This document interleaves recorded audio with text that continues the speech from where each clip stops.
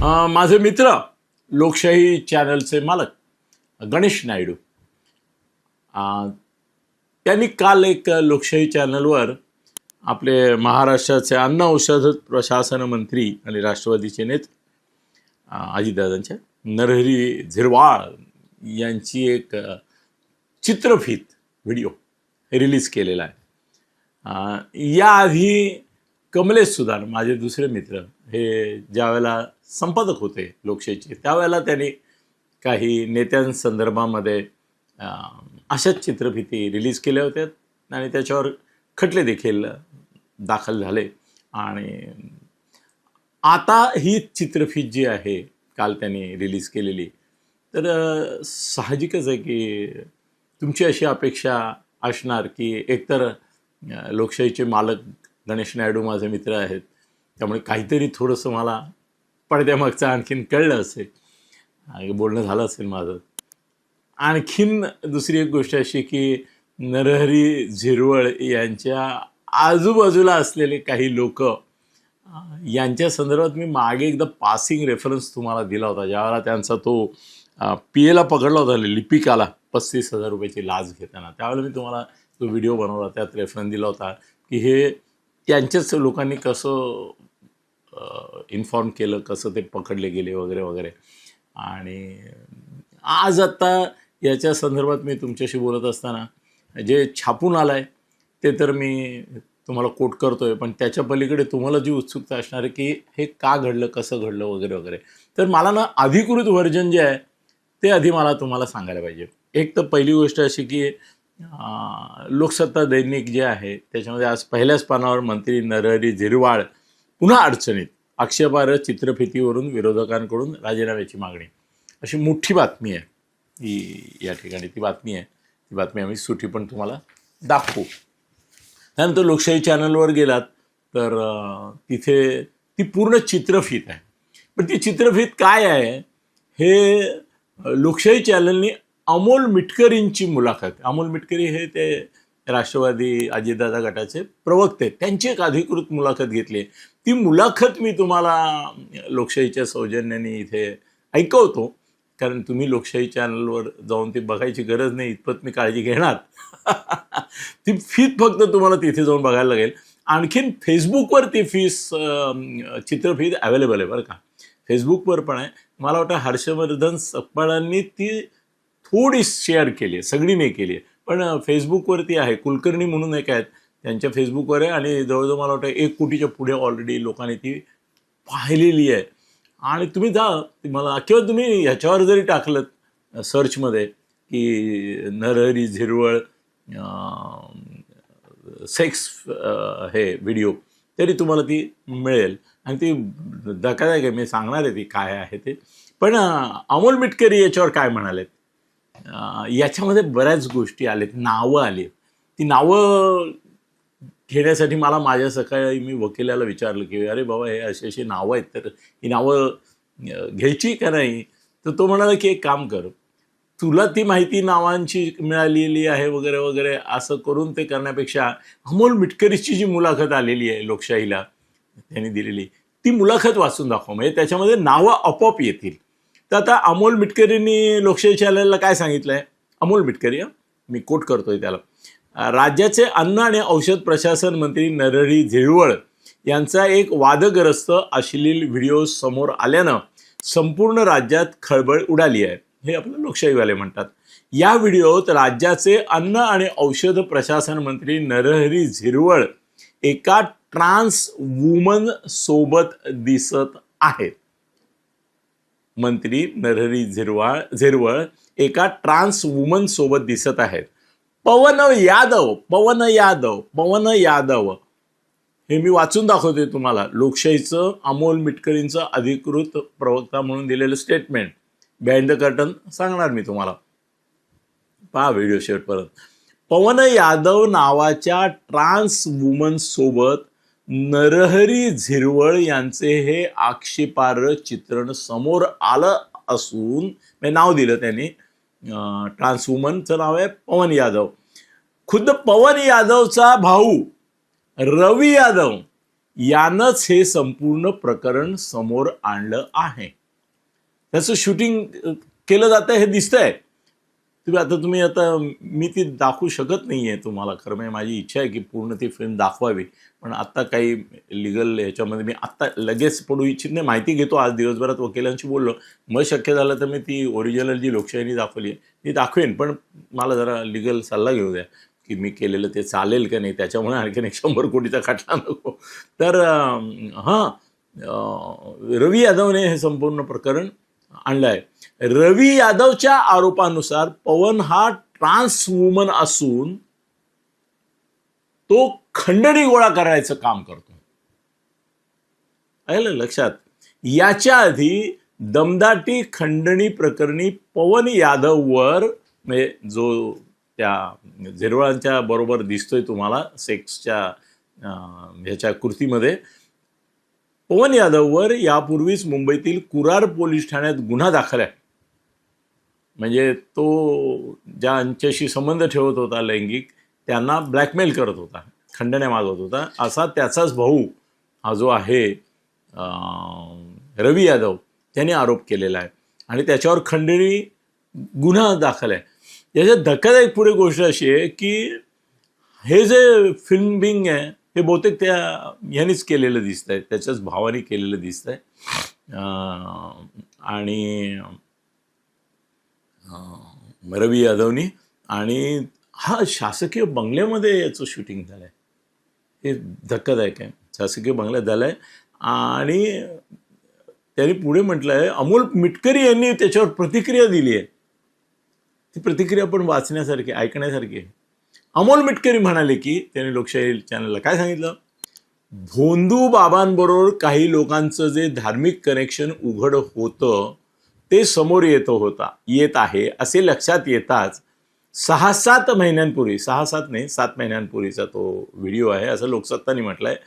झिरवळ साहेबांचा व्हिडिओ आता अचानक कसा बाहेर आणला गेला? राज्याच्या उपमुख्यमंत्रीपदी व राष्ट्रीय अध्यक्षपदी आदरणीय सुनेत्रा वहिनींची निवड व्हावी ही इच्छा व्यक्त करणारी पहिली व्यक्ती म्हणजे झिरवळ साहेब.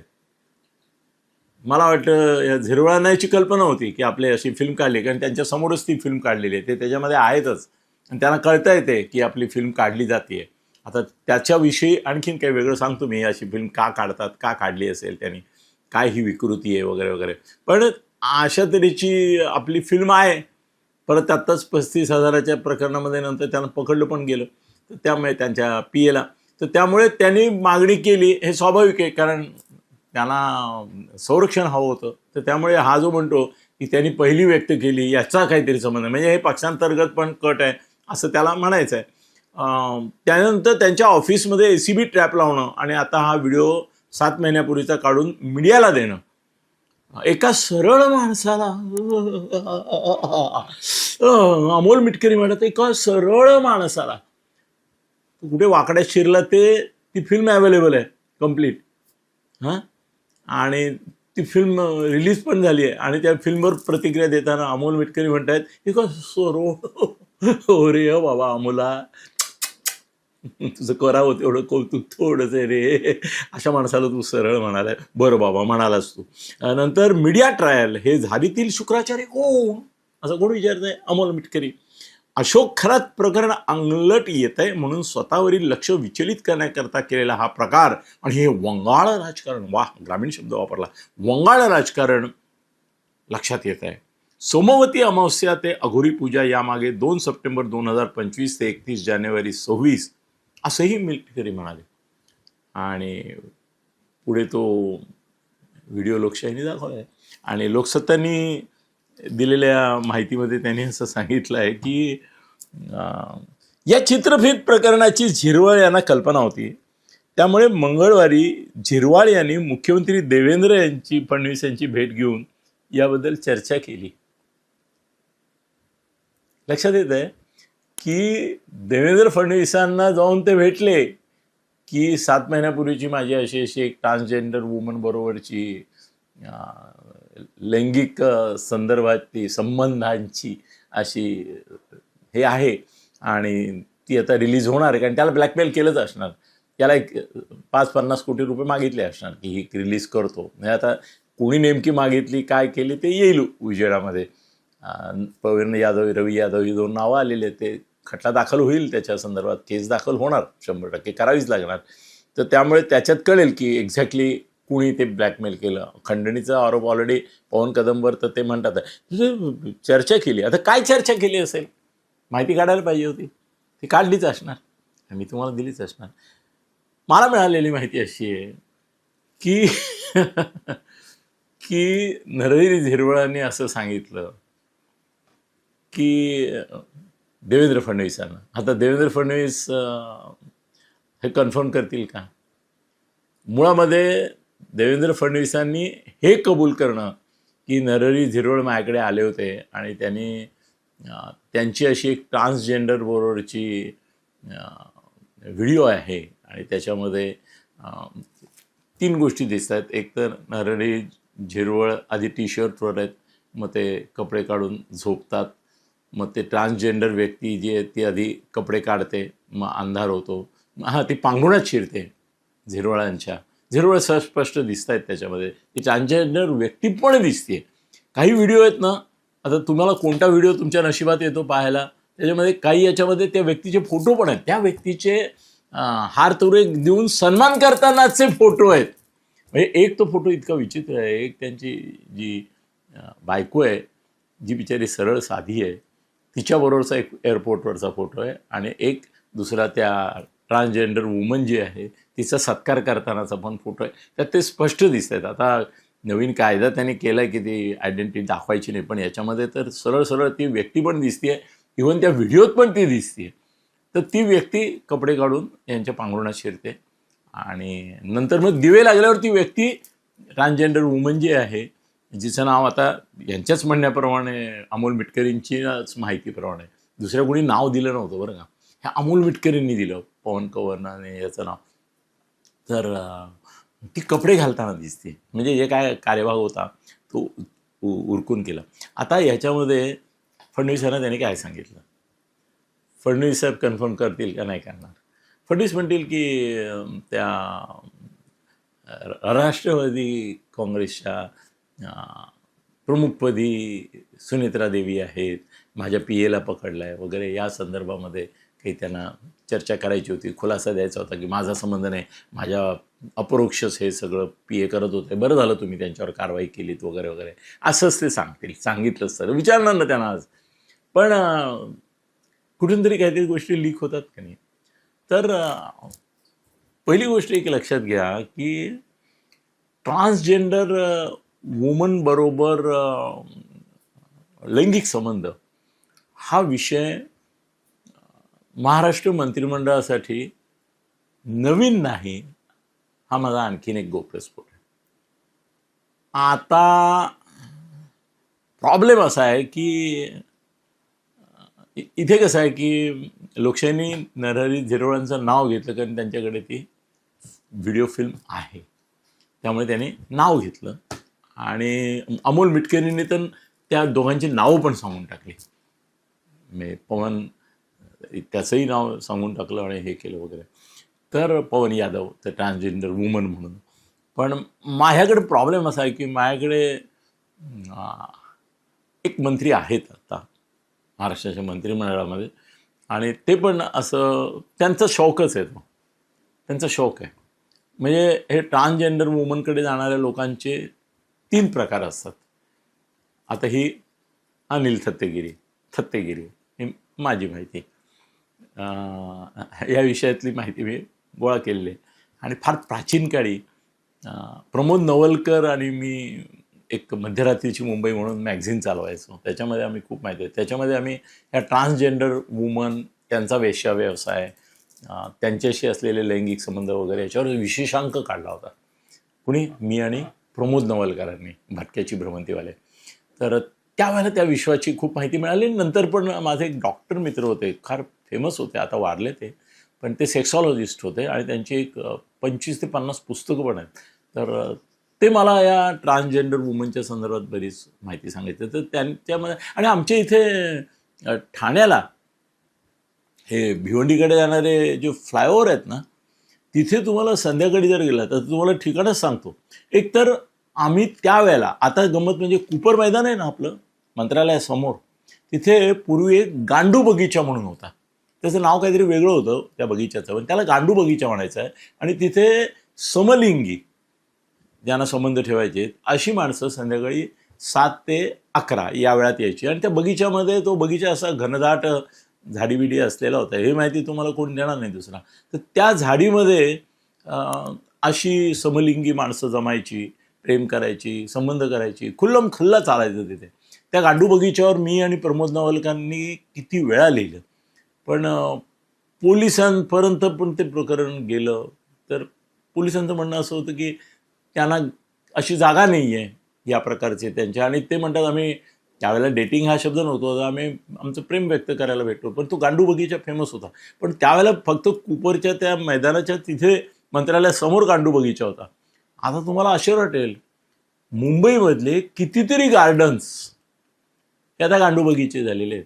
रात्री 10 नंतर तुम्हाला अशा तऱ्हेचे समलिंगी लोक तिथे भेटताना दिसणार. त्यांचे हॉल्स पण आहेत, त्यांचे फंक्शन्स पण आहेत. निनाळे हे आता वेगवेगळे आर्थिक क्लब वगैरे तुम्हाला भेटतात ना, किंवा हे वगैरे, तसे मुंबईमध्ये आता बड्या बड्या हॉटेलमध्ये हे समलिंगी लोकांचे क्लब्स आहेत. आणि ते रेग्युलर मीटिंग 5 स्टारमध्ये वगैरे पण त्या घेतात.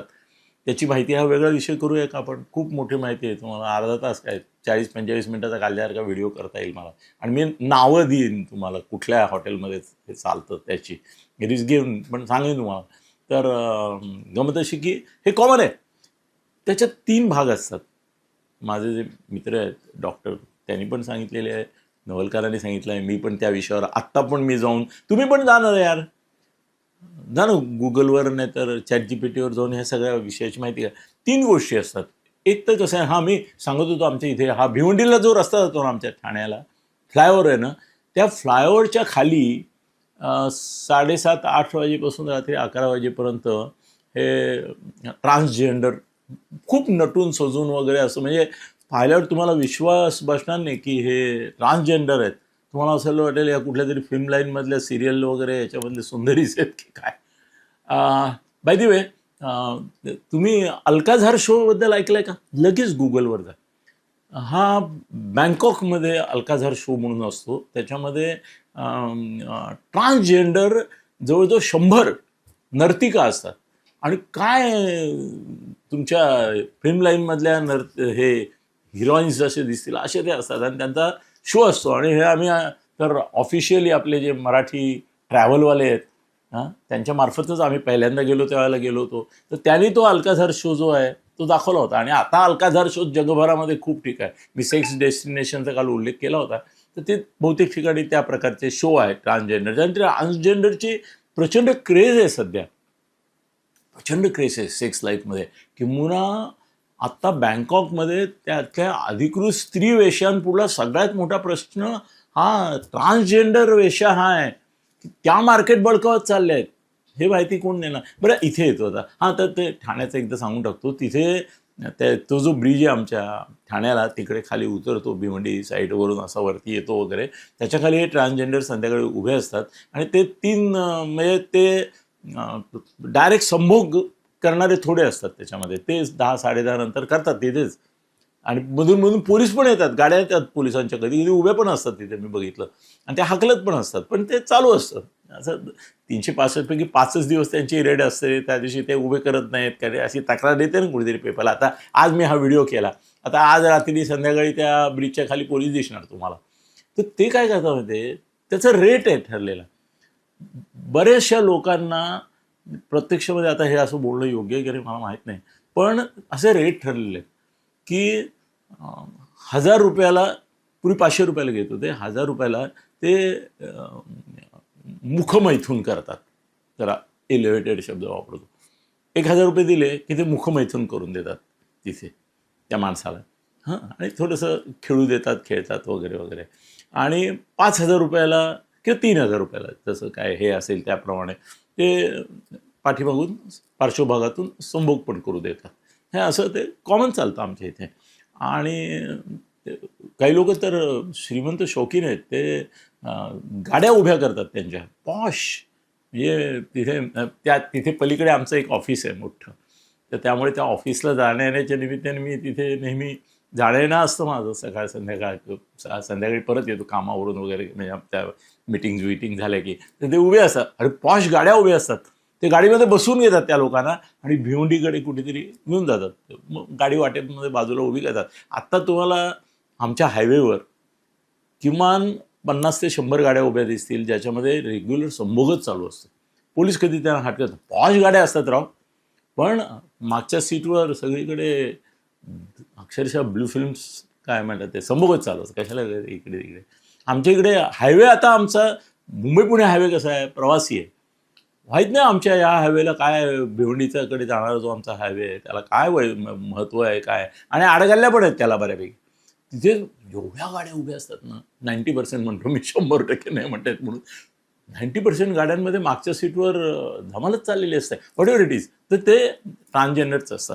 आता ह्या झिरवळांनी काय सांगितलं असेल माहिती आहे फडणवीसांना, फडणवीस साहेब माहीत कल्पना आहे तुमची काय अडचण होते याचं कारण, यापूर्वी मी ज्या आणखीन एका मंत्र्याचा उल्लेख केला त्यांनी पण एकदा, त्याला पण अशी भीती वाटली की आपली फिल्म रिलीज होणार आहे, तो पण तुम्हाला भेटला होता, आणि त्यांनी सांगितलं की मला स्त्रीशी संबंध, म्हणजे त्याला 2 मुलं आहेत, पण स्त्रीशी संबंध हा विषय हे होत नाही, ही माझी क्रेज आहे, आणि त्यामुळे माझे असे संबंध आहेत, पण मला ब्लॅकमेल केलं जात आहे वगैरे वगैरे. तर त्या आता पुढे पोलिसांनी त्यांना जो ब्लॅकमेल करत होता त्याला पकडलं, पण त्याला ऑफ द रेकॉर्ड काय समज द्यायची, मग त्या मंत्र्याला सोडवलं, पण त्याचे आहेत आता दुसरीकडे असतील. तो आता हे काय नाही, ते सेक्स डेस्टिनेशन जे मी सांगितले ना तुम्हाला, की व्हिएतनाममध्ये आहे, थायलंडमध्ये आहे, पुष्कळ, तुम्हाला प्राग, बरीच नावं सांगितली, कालचा व्हिडिओ बघा माझा 45 मिनिटाचा. तर तिथे हे ट्रान्सजेंडरचं सहजपणे अवेलेबल असतं आपल्या इकडल्यापेक्षा, आणि एकदम 5 स्टार असतं ते बरंचसं. तर ते एक मंत्री आहेत, त्यांचं आता काय उघडकीला येतं काही माहीत नाही मला, पण झिरवळांचं काय ना, तर झिरवळांनी त्यांना सांगितलं असणार की असं एक, आता ह्याच्यात नाव आलं आहे म्हणून मी ते नाव घेतो, नाही तर घेतलं नसतं, की पवन कदम नावाचा ट्रान्सजेंडर आहे, तो माझा मित्र आहे, माझे त्याच्याबरोबर सत्कार करतानाचे फोटो आहेत, आणि तो माझा मित्र आहे, आणि आमचे सेक्स फिल्म काढलेली आहे, आणि ती गेल्या 7 महिन्यापासून मला दाखवून ब्लॅकमेल केलं जात आहे, हे तो बोलला असणार. कारण कसं आहे की हे लोक पण हे सगळं करतात, तर ते आपण व्हिक्टीम आहोत असा पोज घेतात ना, त्यामुळे त्यांनी सांगितलं असणार की झिरवळांनी 100% सांगतो, फडणवीसांना सांगितलं असणार की मला तो ब्लॅकमेल करतोय, आणि माझी अशी फिल्म त्याच्याकडे आहे, आणि ती त्याच्याच ह्यांनी काढलेली आहे.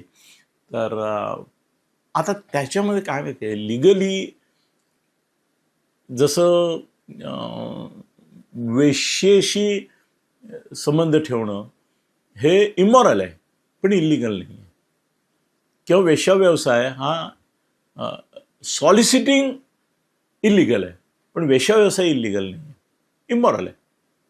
तर आता याच्यामध्ये नरहरी झिरवळ असं सांगू शकतात की मला काही लैंगिक समस्या आहेत, म्हणजे काही लोकांचं आयुष्याच्या एका टप्प्यानंतर असं सेक्स लाईफमध्ये कॉम्प्लिकेशन निर्माण होतं की त्यांना उत्तेजना येत नाही, किक येत नाही, त्यांना उत्तेजना येत नाही, मग त्यांचं उठत नाही, मग ते हे असे बूस्टर घेतातच, सेक्स बूस्टर. त्याच्याबद्दल मी वेगळा व्हिडिओ करणार आहे. सेक्स बूस्टर मार्केटमध्ये सध्या कोणकोणती आहेत, मी ते टर्किश हनीचं मी काल बोललो माझ्या व्हिडिओमध्ये की त्याला हनी डिलाईट, मॅड हनी म्हणतात वगैरे, आणि तो 9 लाख रुपये 10 लाख रुपये खरंच असतो, पण त्यात हा भोंदूबाबा साधा मध मिसळत असणार, हे उघड आहे, पण वॉट एव्हर इट इज, पण ते आहे. आणि अशी किती प्रकारची ॲफ्रोडेट्स मुंबईत उपलब्ध आहेत, कुठल्या कुठल्या एरियात, ते पण मी सांगणार, कुठला तरी व्हिडिओ करणार तुम्हाला. तर ते काय त्यांनी सांगितलं असणार की बाबा ते माझा काहीतरी लैंगिक समस्या वगैरे आहे, तर मला कुणीतरी सांगितलं की बाबा तुम्ही अशा तऱ्हेचे काहीतरी वेगळेच विचित्र विकृत असे ठेवलेत तर कदाचित तुमच्याला सेक्स लाईफमध्ये परत जान येईल वगैरे वगैरे. तर त्यामुळे मी एक प्रयोग म्हणून ते केलं, पण आता मला ब्लॅकमेल करतायत वगैरे वगैरे. आता फडणवीस काय सांगणार आहे ना, नागपूरचा शुचिरभूस संध्या वगैरे करून मोठा झालेला संघाच्या संस्काराचा म्हणतो, त्यांना काय जाणार, त्याने हातबुद्ध होऊन त्यांच्याकडे पाहिलं असणार त्याने एवढंच सांगितलं असेल की ठीक आहे, जो तुम्हाला ब्लॅकमेल करतोय तो करणार नाही असं मी बोलतो, मी पोलीसच्या अधिकाऱ्यांशी आणि थांबवतो त्याला. पण आता त्याच्याऐवजी त्याचा भाऊ पुढे आला आणि त्यांनी हा एक्सपोज केला आणि त्याने बघितलं की आता झिरवळ त्या लिपिक 35,000 प्रकरणात अडचण येत आहे, हा आणखीन एक टाकून देऊ.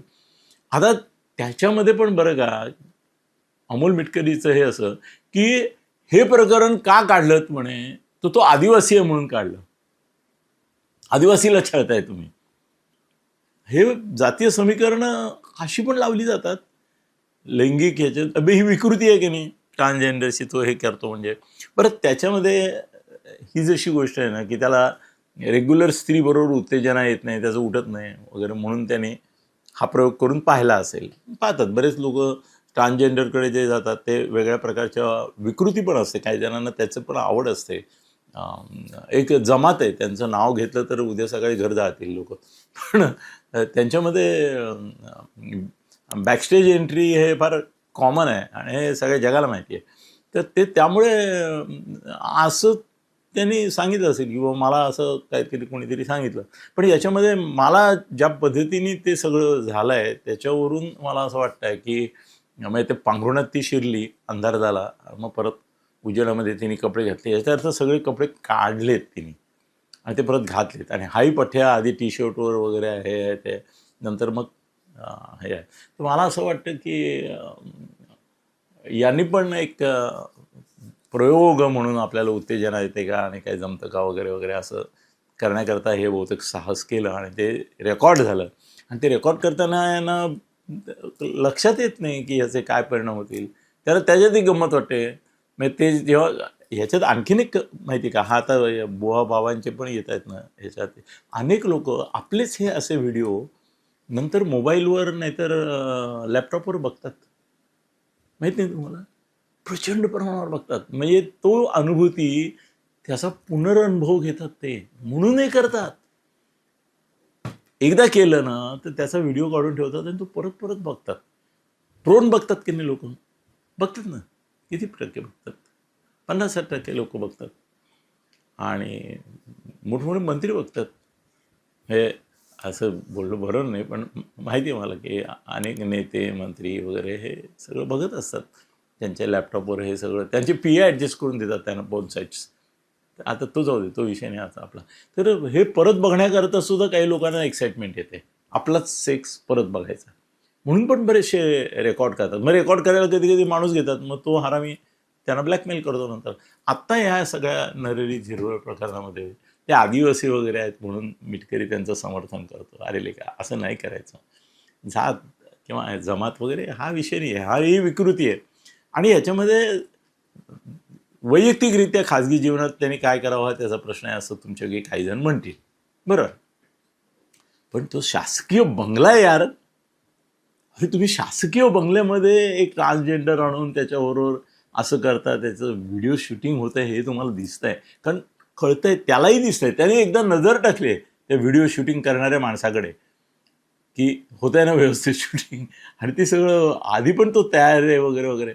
ते तो व्हिडिओ बघा तुम्ही. आता मी हे सगळं करण्यापेक्षा झिरवळ या प्रकरणामध्ये राजीनामा द्यावा लागेल का, तुम्हाला काय वाटतं? फडणवीस त्यांना राजीनामा द्यायला सांगतील का अशी भूमिका घेतील की हा त्यांना खंडणी मागण्याचा, ब्लॅकमेल करण्याचा प्रकार आहे आणि त्याच्यावर योग्य ती कारवाई गुन्हेगारांवर केली जाईल. आणि हे अशा प्रकारची विकृती असणं आणि तसं करणं हा काही हे नाही, गुन्हा नाही. त्यामुळे माझा अंदाज असा आहे की झिरवळांचं मंत्रिपद आत्ता नाही, पुनर्रचना होईल त्यावेळेला जाईल एका वेळ, पण आत्ता त्यांचा राजीनामा घेणार नाही. बघू, आणखीन खूप धक्कादायक माहिती आहे, वेळोवेळी शेअर करेन. धन्यवाद.